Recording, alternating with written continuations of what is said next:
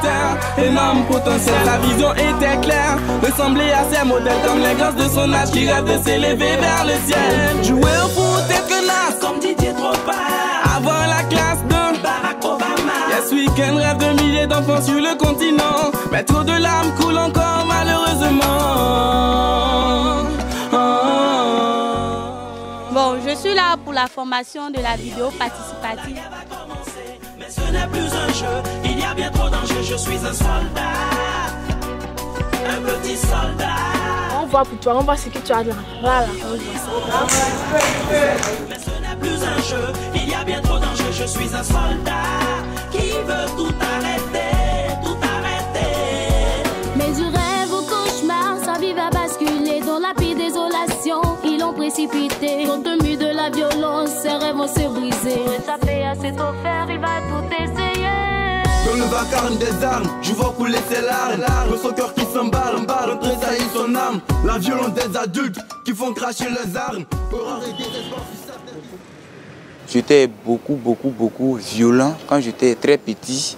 À partir de 8 ans déjà, je savais manipuler les armes et même les tirer. Et dans le lycée était reconnu pour la violence. Je me faisais arracher mon pain, on me dépossédait de mon argent. Soit faut intégrer un gang, ou soit faut avoir des gens pour pouvoir te protéger. Tu avais affaire à une personne, tout le monde s'associait et te tabassait. Donc pour pouvoir être en sécurité, pour pouvoir me protéger, je cherchais à intégrer un gang. Pour me mettre à l'abri, j'ai décidé aussi d'intégrer la FESI, Fédération estudiantine et scolaire de Côte d'Ivoire.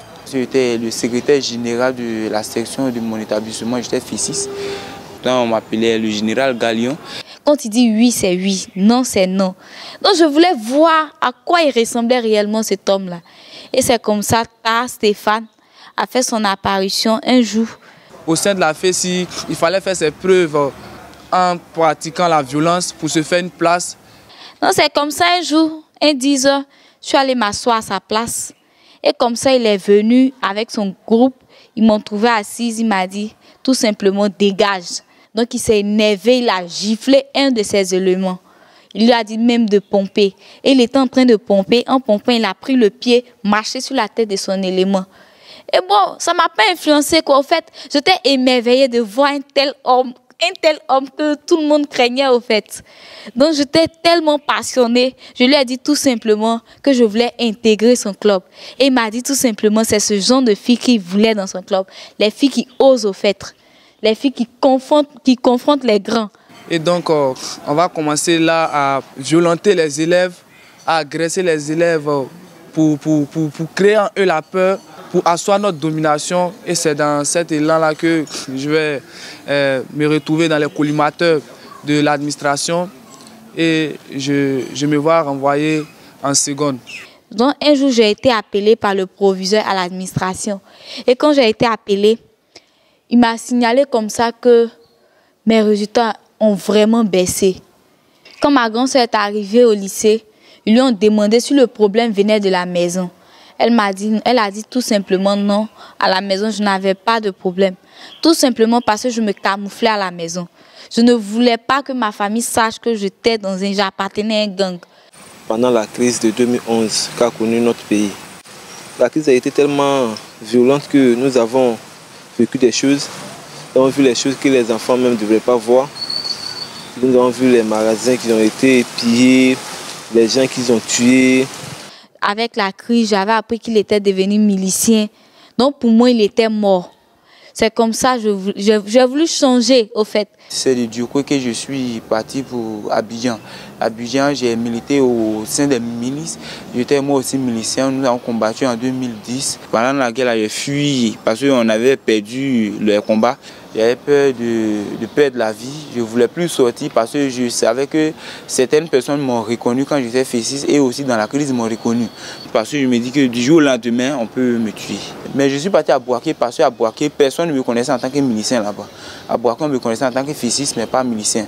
Et je suis reparti à Bouaké où j'ai fréquenté, j'ai eu mon BPC et ils m'ont orienté à Bihan au lycée municipal d'Atekouvé.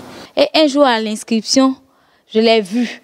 Et quand je l'ai vu, j'avais un peu un choc. Puisque je me disais qu'il était un peu un obstacle à mon changement. S'il était là, on allait répondre les mêmes bêtises, je n'allais pas changer. Bon, avec elle, je causais, mais elle évitait de parler de mon passé. Je sentais ça. Avant que moi-même, j'opère un changement dans ma vie, il fallait que je puisse changer Stéphane d'abord. Donc c'est comme ça que j'entendais parler de la troupe théâtrale et du club Messager de paix.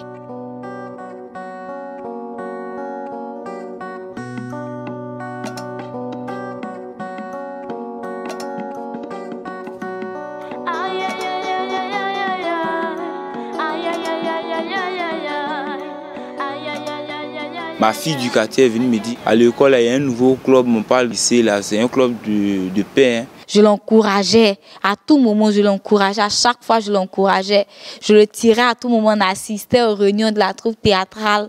Parce qu'elle me connaît, elle connaît mon passé, elle me dit, tu n'es pas adhéré, tu es au lycée, tu n'es pas adhéré à un club comme ça. Je dis, ma petite, laisse ça, les clubs, ça c'est pour les efféminés. Parce que c'est la première des choses qu'elle dit. Moi, je ne fais pas partie de ces groupes de plaisantins là. Que nous puissions sensibiliser les camarades, il faut les moyens aussi. Mais ces moyens n'étaient pas à notre disposition. Donc nous avons fait des courriers que nous avons envoyés à des organisations non gouvernementales. Il a dit que nous avons reçu un courrier de la part de l'ONG Search for Common Ground qui a décidé de financer le projet et de nous accompagner dans nos activités. Au cours de la formation, nous avons vu comment on gère les conflits. Comment gérer les conflits, comment bannir la violence en nous, comment nous devons amener les gens à prôner la paix. Elle m'a beaucoup convaincu, donc j'ai adhéré à ce club-là.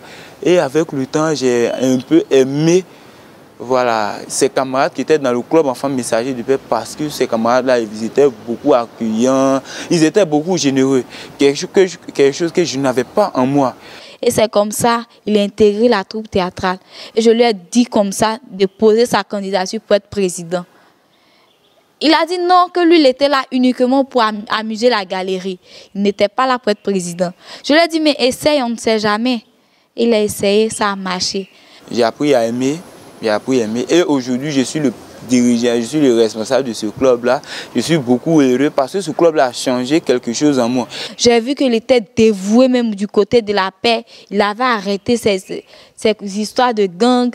J'ai vu qu'il y a un changement qui s'est opéré en lui après la formation de l'UNICEF en collaboration avec Search for Common Ground. Je ne suis plus, grâce à ce club-là, l'enfant violent que j'étais hier, mais aussi aujourd'hui un jeune partisan de la paix. Je suis promoteur de la paix. Nous véhiculons les messages de paix. Pendant nos heures de pause, nous allons dans les classes essayer de parler de paix. J'ai décidé de ne plus participer aux bagarres de groupe. J'ai décidé de m'abstenir de fréquenter certaines personnes parce que leur fréquentation serait dangereuse pour moi. Donc tout ce que j'avais fait de négatif dans le passé, je voulais le transformer en positif. Les sections de la FECI en section de paix, la coordination de FECI en coordination de paix et le bureau national. Pourquoi pas un bureau national qui va parler de paix mais qui sera comporté d'élèves et d'étudiants. J'ambitionne même en 2015 retourner sur mes traces, disons Boaké et Djokwe, faire parler de paix avec ceux qui m'ont connu hier étant un élève violent. Ce sont mes ambitions pour l'année 2015 parce que je sais qu'en 2015, mon pays va encore traverser quelque chose. Pas quelque chose que nous n'avons pas encore traversé, mais nous allons encore voter.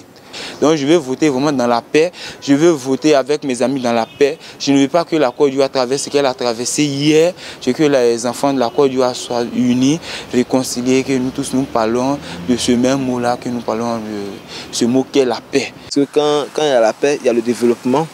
Quand il y a la paix, il y a l'amour. Quand il y a la paix, en tout cas, il y a la joie, il y a beaucoup de bonnes choses. Donc je voudrais que chacun de nous essaie de cultiver la paix en toutes circonstances. Et toi, Stéphane et moi, on n'est plus jamais dévoués pour la paix. On fait la promotion de la paix. C'est un plaisir pour moi. C'est une grande satisfaction pour moi. Et le messager de guerre hier, j'ai été transformée. C'est comme je me suis métamorphosée en messager de paix. Vraiment, c'est une grande satisfaction. Je remercie aussi le club Messager de paix, l'UNICEF et Search for Common Ground qui m'a permis vraiment de prendre conscience, qui m'a permis vraiment d'être ce que je suis aujourd'hui. C'était comme le club Messager de paix était une organisation qui change l'inconscient en conscient. Vraiment. Je tire mon chapeau comme message de paix. Non à la violence et oui à la